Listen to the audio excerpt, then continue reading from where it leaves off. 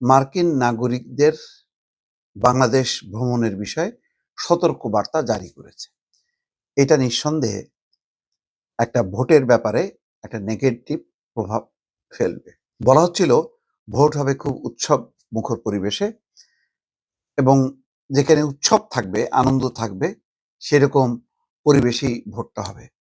এখন যদি শঙ্কা তৈরি হয়, বিশেষ করে যেহেতু অলরেডি সতর্কবার্তা জারি হয়ে গেছে, তাহলে কিন্তু এটাকে অন্যান্য দেশগুলো অনুসরণ করবে। হাদির ঘটনার পর যেই শঙ্কাটা চলে আসলো যে তাহলে নির্বাচন আস্তে আস্তে আরো কিছু ঘটনা ঘটবে, সেই শঙ্কাটাকে কিন্তু আরো বাড়ায় দিল এই আমেরিকার এই সতর্কবার্তা।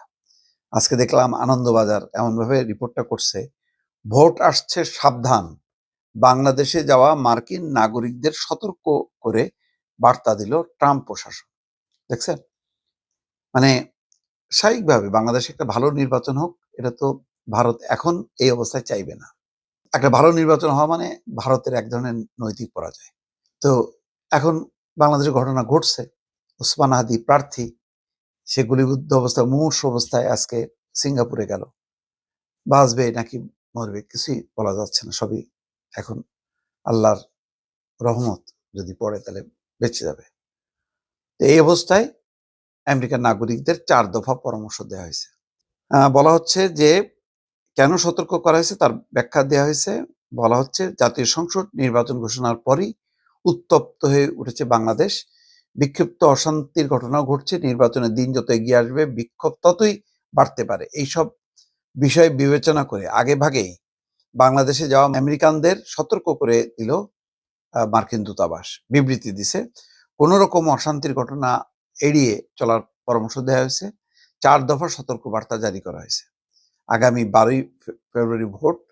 তো এইটার সম্ভবত ওসমান হাদির এই ঘটনার পরেই একটা এরকম আশঙ্কা। আর এমনি পশ্চিমারা বাংলাদেশের ব্যাপারে সবসময় ভয়ে ভয়ে থাকে। এর আগেও দফায় দফায় তারা সতর্কবার্তা জারি করছে, হয়তো একটা রেওয়াজ, কিন্তু এখন এটার খুব রেওয়াজ হিসেবে নেওয়া হবে না, যেহেতু ঘটনা ঘটে গেছে এবং রাজনীতিবিদরাই বলেছেন যে আরো ঘটনা ঘটতে পারে। সরকারও তাই মনে করে যে নির্বাচন বানচাল করার জন্য মহল বিশেষ নানা রকম ঘটনা ঘটাতে থাকবে। তো সেই কারণে আমেরিকার দূতাবাস তার মার্কিন নাগরিকদের সতর্ক করে দিচ্ছে। এই সতর্কতার মধ্য দিয়ে দেখতে পাবেন যে পশ্চিমা অন্যান্য দেশগুলোও কিন্তু একই রকম সতর্কতা জারি করছে। এইটা একটা প্রভাব পড়ে, হয়তো নির্বাচন বানচাল হয়ে যাবে, এটা সেটা কিছুই না, কিন্তু মানে উৎসব মুখরতা থাকবে না।